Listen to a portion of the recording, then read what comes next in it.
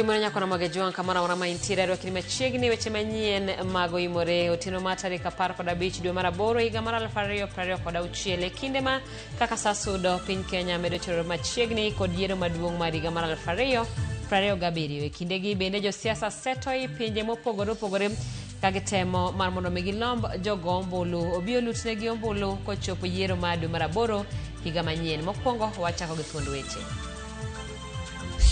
Kwa hivyo ukisikia nakuita ndugu yangu, sio ati nakuogopa, sio ati nakupenda sana, kwa sababu uko na madharau mingi. Mimi najaribu kukupenda lakini uko na madharau mingi. Jalubja Tenpiny Kithure Kindiki hiyo Rigathi Gachagua mowacho ni ochayo jodongo. Omiyo section yok nyagolo nikech kigole oko jok man gi pesa dhi kelo trollers namka. Kigole oko jok man gi sum dhi nego rech wate namka.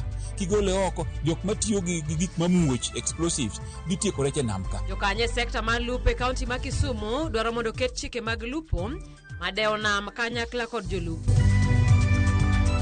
Chiel menyo nwa iot gije duong' kata wadhi losore to wane chieng' manyaka piny ru. Mano ber maseneno makoni kare ndalo chalo makama. Kata nobedo nadwa kufo to koro kanyal kufo nikech amedo ndalo. Igni ang'wen nyaka ne ket singo maneno ni stima otude konde duto mapacho kam. Stima rienye konde moko ma Migori ka moko to pod nie mudho.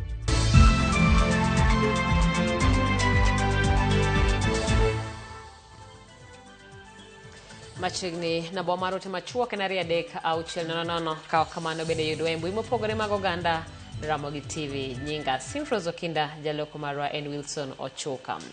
Kawachako ni jalub jatend piny Kithure Kindiki oseyo jatend DCP Rigathi Gachagua mowacho ni opungia chai kendo tek mondo ohere. Kindiki mane loso e kinde mosidhe kod jodongo ma Mount Kenya East osidho omedo ni onge fuok moramora e kom mar jalub jatend piny Otieno Joab ni kod ler. Hayo madharau uko nayo Rigathi, I promise you utapata aibu.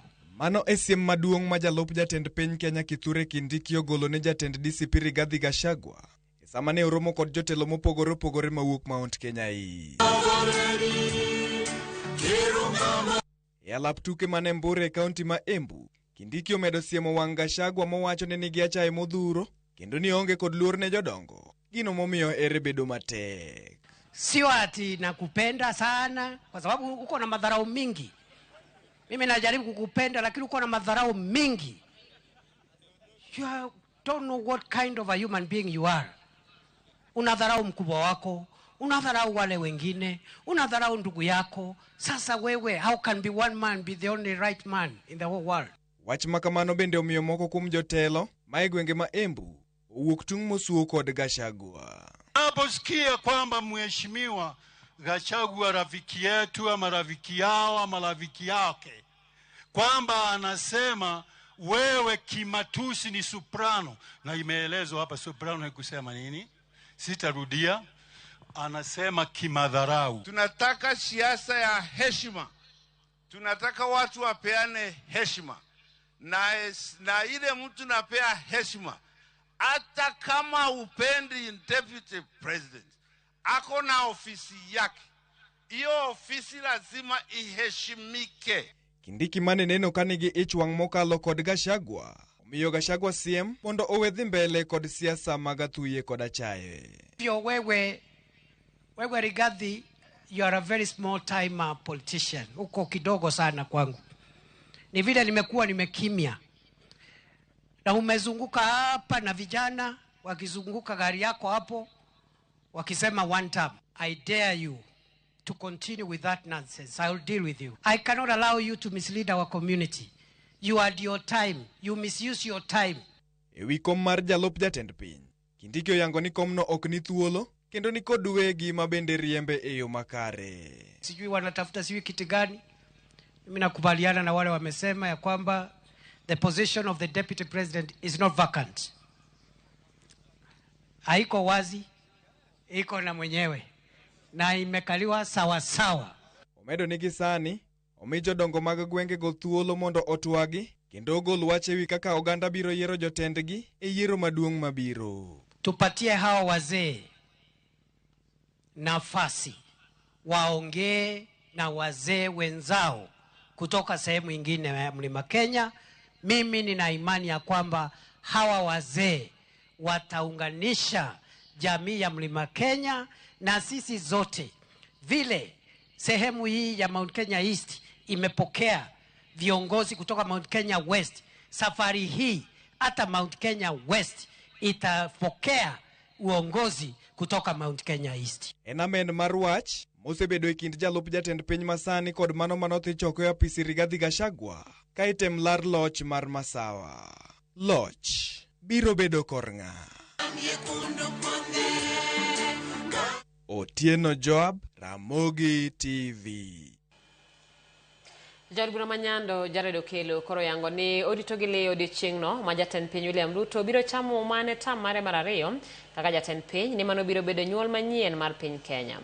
Okelo olose e gwenge ma Sere sub county ma Ugunja kama ne en gi nyawadgi Opiyo Wandayi ma osekweth mar Linda Mwananchi ni gichano lweny e county ma Homa Bay e limbe margi makiny. Finya Kidi ni kod ler. Gwenge ma Asere sub county ma Ugunja e ka chung'od bura ma Ugunja.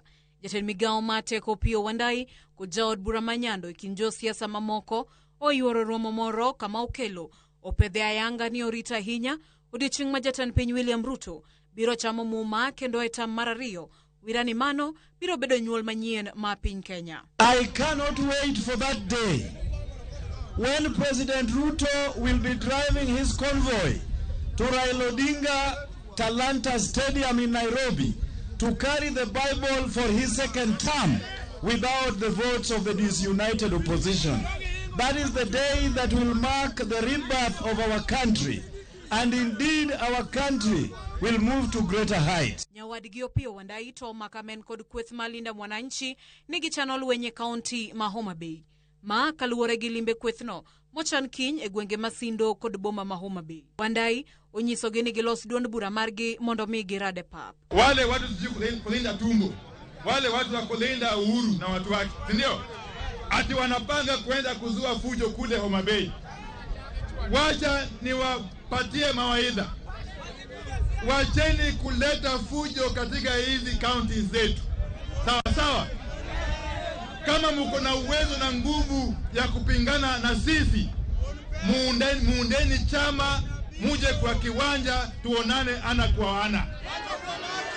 Nyinyi watu wa linda uhuru, nyinyi watu bure kabisa. Jotelo go bende odok ne lek ma dongruok ma imenyo godo higa 2060 ni en mar jogo manigi yie e dongruok ma piny Kenya kendo jogo ma ok dwar twak e wi chenro dongruok go obede ot. Bende gimedo ni e bwo duond bura mar ODM kod sirkan manywanda ma broad-based gibiro nywako lwedo mar rieyo chenro duto. It is a talk of the willing. For those who are unwilling to talk, we will not invite you. You can stay at home with the less ideas that you have, because the talks are only meant to propagate the well-being of the Republic of Kenya. We want to consolidate our forces under ODM and under broad-based government. And ndio sababu kama kuna nafasi ya watu ambao wanatamani viti kuongea na kujadiliana na kukubaliana, tufuate hiyo barabara. Kwa machielo e county ma Migori, Governor ma Homa Bay Gladys Wanga oriwore kod nyawadgi ma Migori Ochila Yako e nyasi mar alam e kanisa ma International Gospel Ministries kama Wanga ojiwe achiel mar oganda kod kwe e kindeni ma piny Kenya ikore ne yiero maduong' ma higa 2027. We are praying for peace in this nation. We want to have peaceful elections as we go into the next year. We want everybody to conduct their activities in a peaceful manner, and unity of the nation as well. Not to divide ourselves along tribal lines, because we are one nation, one united country. Finya Kidi, Ramogi TV. Kapod wantiere weche mag siasa ni safar ma jatend duond bura ma DCP Rigathi Gachagua e kaunti ma Nakuru kendo ne omonji kod jonjore gwenge mag Salgam e kinde mane gichomo e kar chung'od bura ma Rongai. Motel ne mano Gachagua otwa kod johera mage gwenge mag Elbagon, Njoro kod Molo kama ne odhi nyime gi nyiso jatend piny William Ruto mondo we rwako jatend piny machon Uhuru Kenyatta e siasa mag higa 2027. Gachagua bende seyo jogo ma owacho ni ochoko siasa mag buogo jodak e hoho mar Okak karo gi chung' margi mar siasa kowacho ni hoho mar Okak en mar jo Kenya duto. Chris Owino ni kod ler. Kuom thuolo mar ariyo maluore, jonjore mag siasa omonjoro mar ogai mar DCP Rigathi Gachagua e kaunti ma Nakuru. Odiochieng' ma kawuono, safar mar Gachagua ochiel kod kite e gwenge mag Salga e kinde mane gichomo kar chung' od bura mar Ongai. Mabiro ndalo achiel kende, tok jonjore mag siasa chielo geche magi kod kite odiochieng' manyoro e chiro masoko Mjinga. Ka oloso okiny ma kawuono, Gachagua otudo monj makmano kod jaod bura ma Nakuru Town West, Samuel Arama.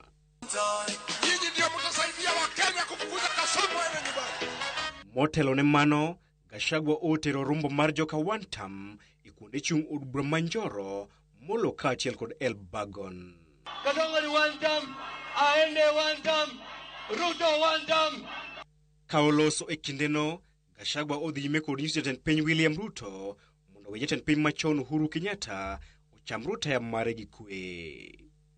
Ameharibu masomo ya Mwai Kibaki, ameharibu Linda Mama, ameharibu biashara, amepora Kenya, hakuna kitu amefanya. Sasa yeye anaruka, hataki tuongee hiyo maneno, anataka kuleta maneno ya Uhuru Kenyatta. Mimi nakwambia Kasongo, wachana na Rais Uhuru Kenyatta, wachana na Rais Uhuru Kenyatta. Kasongo hako na tabia kama ya Mburukenge. Unajua Mburukenge akinyeshewa ukimbilia kwenye ziwa, saa hii akinyeshewa na mvua ya lawama kwa sababu ya kukosa maendeleo, anakuja anasingizia Uhuru Kenyatta. Ametuzoea, ametuzoea Kasongo. Ogai mar DCP ojiwo jodak ma Elbagon, Molo kod Njoro mondo bi oter dala josiasa duto motenore kod William Ruto ka oseyogi kuom dhogo oganda jo Masawa. Wasaliti wote, Tokonia, Kudago Tome, Komerara, Gati, Jonadara, Susan Keheka, Liza Charude, Charata Kadhambi, Sapurano, UDA, Wirubaro, Nakasongo je. Eko machielo, Gachagua okwedo chenro mar buogo jodak mag hoho mar Okak masiro lwedo duond bura mar DCP ka olero ni ogene duto ma pacho kae ni kod ratiro mar dak e hoho mar Okak. Sisi watu ya Njoro wako hapa kwa haki yao kama Wakenya na hakuna mtu atatisha jamii yetu. Harambee! Lakini uzuri, majamii wengine ikiwemo jamii ya Wakalaji wanalalamika kama nyinyi. Hakuna kitu Kasongo amewafanyia. Ukienda hospitali manake SHA haifanyi. Hauulizi wewe ni kabila gani. Kama wewe ni Mkalenjin SHA haifanyi. Wewe ni Mkikuyu SHA haifanyi. Wewe ni Mkisia, majamii yote hapa Kenya SHA haifanyi kwa kila Mkenya. Harambee! Aende asiende. Aende asiende. Kwa hivyo mimi naomba watu wa Njoro, kila jamii tuweke amani, tuishi kama ndugu na dada, tusikubali watu watuchochee. Chris Owino, Ramogi TV. Sirikal ojiwo siasa mondo nyakwe kendo rit kwe campaigns mekgi e sama piny Kenya ikore ne yiero ma higa manyien. Migawo mar arita pacho ka oketo singo ni sirikal dhi neno ni yiero ta e yor kwe kendo jopiny biro yiero jotendgi maonge ng'ama soko wang'gi. Kolose nyasi mar somo Kajiado Central, jagore migawo mar arita Raymond Omolo ojiwo jende mondo nyakwe kendo kik giyie josiasa ti kodgi e timo maundu. Kamano bende ojiwo jopiny mondo nywaka twak e wach dongruok piny Kenya kokalo lek ma higa 2060 ka gichiwo yore ma inyal ber kodo sectors mopogore. Ne otene romono gi jotelo mopogore. Ministry of Interior responsible for matters security. We are getting into an electoral cycle. We would want to encourage and advise all political players and leaders.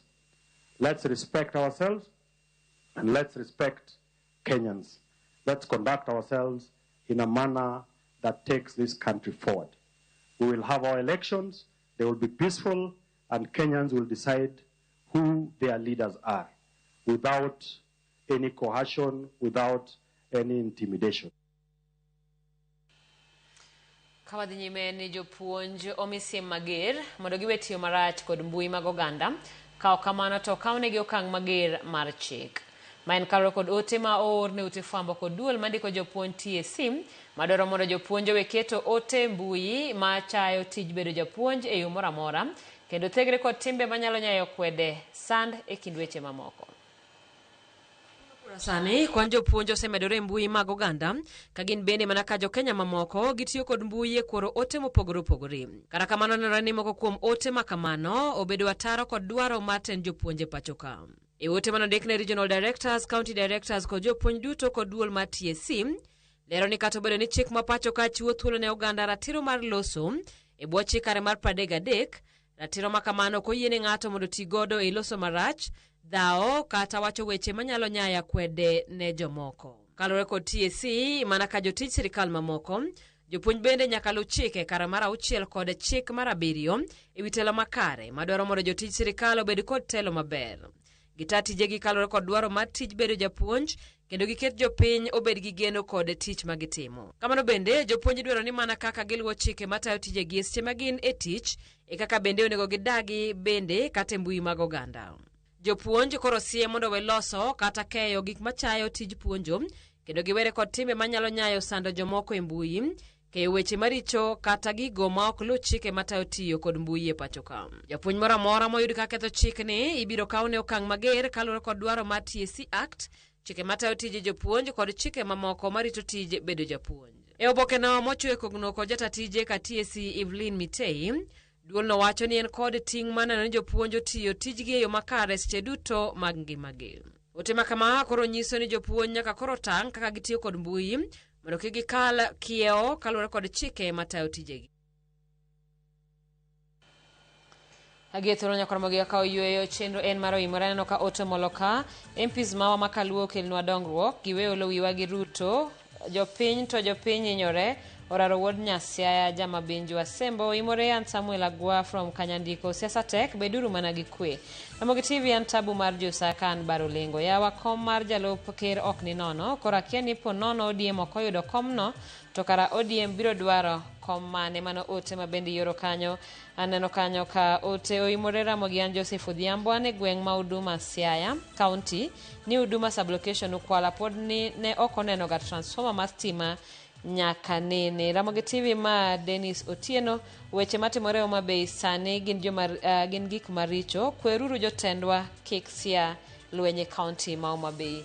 Nakoromo gi kanyo mano kanyo ote mowuok kuom oganda jopiny ka bende jiwo weche mag kwe ahinya e chenro kara nyasi kara limbe mar linda mwananchi mabende kiny timore Homa Bay mabende weche mag rach mararito osebedo kalandore matamre gi nono kijiwo oganda mondo mi onya kwe wakao yweyo machuo kikidhi mabor pod weduogo.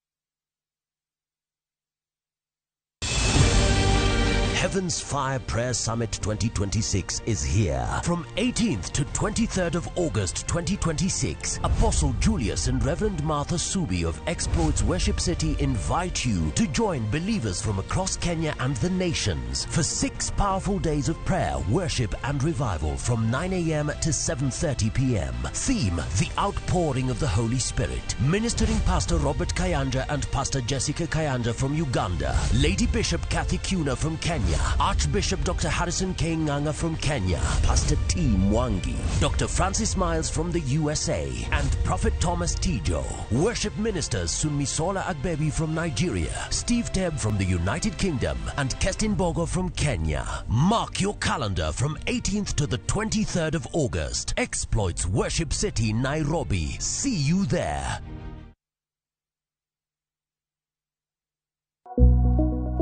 Ringre ni nigi weche mopondo ma ok inyal ng'eyo. Ka ng'ato nigi rem e dende, wan kaka wan doctors wamanyo gima kelo remno to wayudo tuo to wathiedho. Bende ing'eyo gima mari temo nyisi. Ranyisi mokwongo mar sickle cell ka nyathi lwete ne kuot kata tiende ne kuot. Waseketo lakteche molony e weche thieth e bwo ot achiel mondo mi gichiw duoko e wi penjo madongo dongo ma in iwuon in go. Halo penj laktar. Hello, penj laktar. Machiegni. Chakre siem mag tuoche mopondo, wagoyo mbaka ewi weche thieth makorgi tek, kendo wamiyi duoko mawinjore maler. Lakteche makare chiwo puonj mowinjore. Ng'at ma dwa kawo ngimane en ng'at ma dwaro kony, ok en ng'at ma dwaro kum. Kaw ting' mar rito ngimani. Penj laktar. Wuok tich nyaka tich abich, saa 12 odhiambo kod Ruth Otieno. Kik bai. Harufu nzuri, manukato laini, Downy Pure Bliss. Imetengenezwa na manukato ya asili yanayokuweka kwa utaratibu kwenye hali tulivu. Ijaribu kwa shilingi 20 tu. Dala maduong' biro miyi rieko. Tulo biro paro nyingi. Magi ok gin mana sigeni mochuogi. Ochokgi e buru mar yorewa, weche makwerewa ne okuodho. Koda ka sigendni kod tembe. Magi joma nade? Magi nyithinda. Magi bende? Utino na nyisana biyo kenda. Nyiero kelo chang, timbe andhoga en gima lit. Anya ugenya parie. An pare no kitim na tim juok mitimoni. Ng'ado bura makare en gima biro bang'e. Nyisa gima nitie. Kawuono wach ni nyaka nid gadiera. E dala ni. Ka teksi dhi neno gima obuogi kawuono. Kare kia ng'ama idak go. Hera, kethruok, miriambo, kata bed mana ni wuotho mabor marom nade. Sigand dala ok we chuny. Sani ng'eni wuna isenja sisi ot kanika ng'wenyo kuon diriyo ting'wenyo dichiel. Dichiel manade don mamanyo pesa. Winam Cinema, Jumapil, saa 2 kod saa 4 otieno. Mana e Ramogi TV.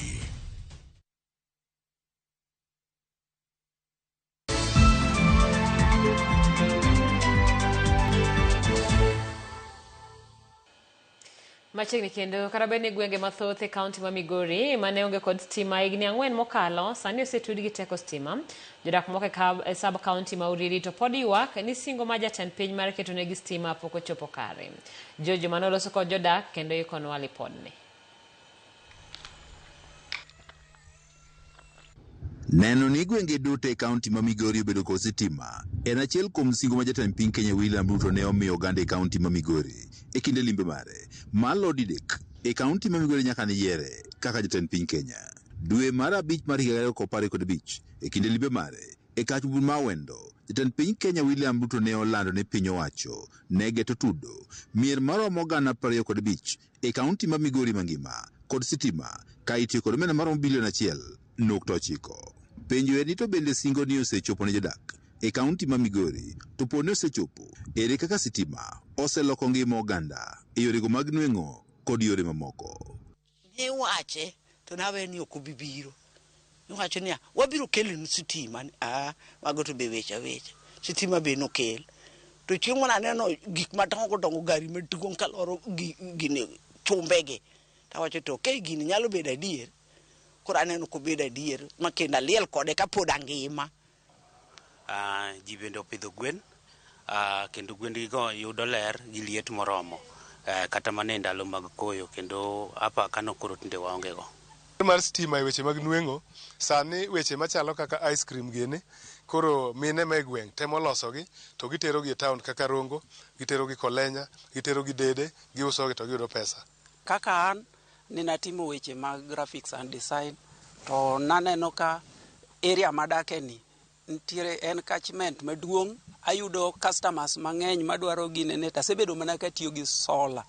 To solar chuno ni chako tiyo kode tok saa 3 sama chieng' ni malo, kendo ka gik saa 9 tiyudo ka koro i preserve solar no niang' itiyo go gotieno. Chenro mar tudo sitima e chiro mar Nyam Chodhre e kaunti ma Wendo mane chaka yanga higa mokalo kod jatend migawo no mar teko Opiyo Wandayi ka itiyo kod omenda maromo milion 25.6 mane gedo tudo maloyo mier 305 e kaunti ma Wendo. Gin moko kuom chenrogo mag tudo sitima mosechopo e kaunti ma Migori. Ang'wen ma ker mar osebedo ka, waneno ka ker mar osetimo gik moko 1 2 3 madhi kare e yono mar sitima. Nitiere moseketi to nitie kuonde jok moko pok oyudo sitima. Madaer mondo mi awachi ne waziri marwa Bwana Opiyo Wandayi isetiyo kendo sani nyaka ne rwaki doket mar kar stima.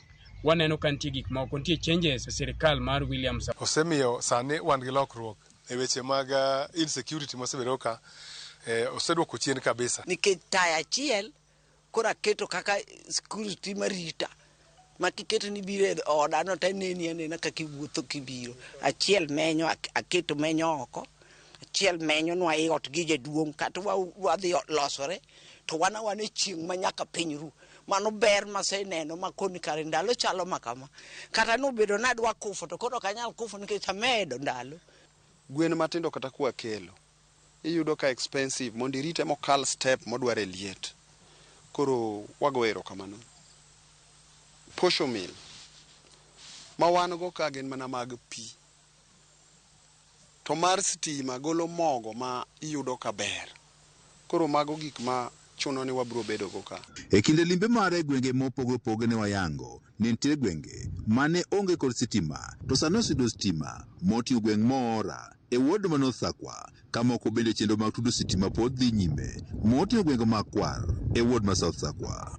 Dweche 2 nyaka stima bedie kendo aneno ka waneno ber ahinya kaka jomodak ka nitiere ler mang'eny. Wantiere gi group miluongo ni Walombe Young Mothers watimo twengo to nyo watiyo gi charende minyono gi tielo. Koro kaka stima ni obiro ka dhi konyowa mang'eny nikech koro wabro tiyo gi charende matiyo gi stima. Nyangile nwaweyo twachak wadonje sola to sola romo wagi chulo chula nyaka ne sola donji ena gimi chulo 100 odiechieng' kodiechieng'. Koro mano waneno ka tabu maduong' malich. Koro kokelonwa ka to wabro yudo konyruok. Kwar village ka usebedo project mar jo siasa kuom higni mang'eny. Koro sani gimoro achiel mane Walter Osingo ochopo. Kata kamano pod nitiere gwenge ma bende pod oganda rito sitima e kaunti ma Migori kapod gitero lemb geno. Ni pod nitiere kaka Ora village kapod nitiere sehemu moko ma pod odong' to gin tin tieni 3/4 one covered to kuonde moko a quarter maybe pok oyuto.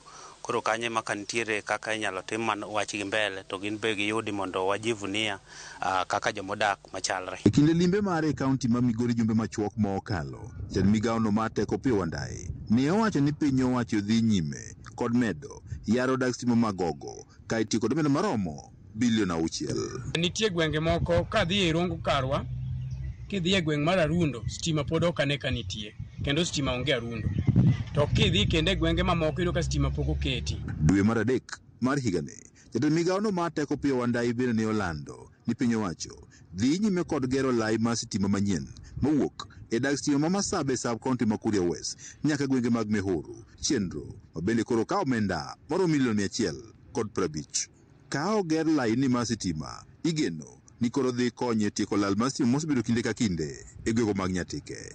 George Juma, Ramogi TV, Migori.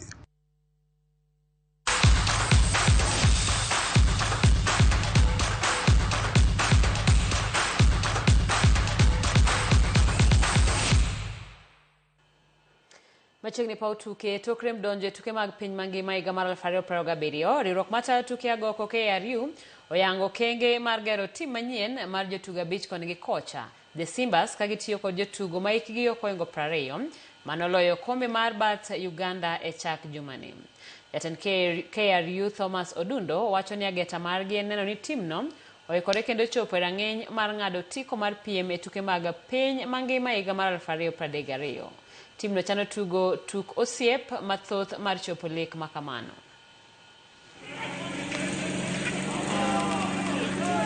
Protocols observed because sometimes it's a slippery of the Hako team led by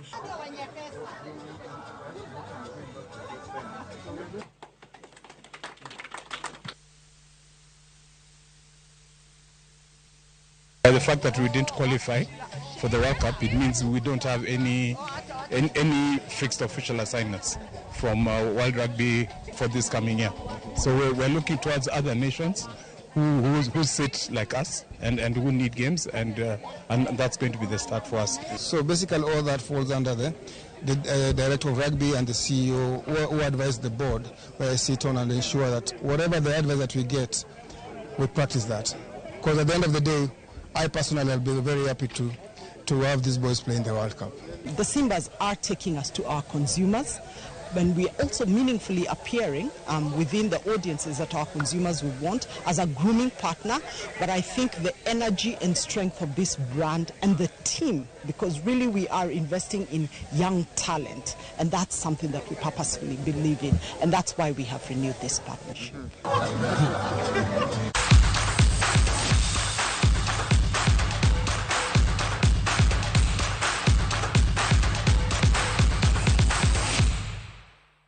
Koromogi wachako kao yueyo machielo kapok waduogo koda chenro mar nyadhi waneno otere wuod ageng'a kadem wacho ni akwayo mana josiasa matiyo gi vijende yore mag timo njore kinde romo mag siasa gin ok ber, weuru ng'ato ka ng'ato us mana sera ne mbele japiny. Ramogi habari chopo na makare kendo e dala mar Migori kendo rito neno siwinde mabiro ga ngeso ka ngeso magonza ojanja nyaka Ramogi kidhi mabor waduogo kod chenro no mar nyadhiwa kao kamano.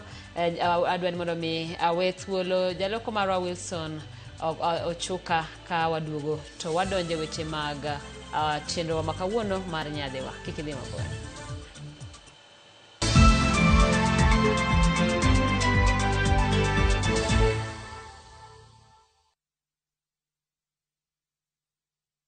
Many people worry about seeking healthcare abroad. Is it safe? Is it legitimate? Will someone truly be there for them? You don't have to worry anymore. View Travel has partnered with HBG Medical Assistance, connecting you to a network of leading accredited hospitals in India. Max Healthcare, BLK Max, and Artemis, with every step guided by a dedicated care manager from the moment you inquire through your journey to India to when you're home. Our packages include over 30 core medical screenings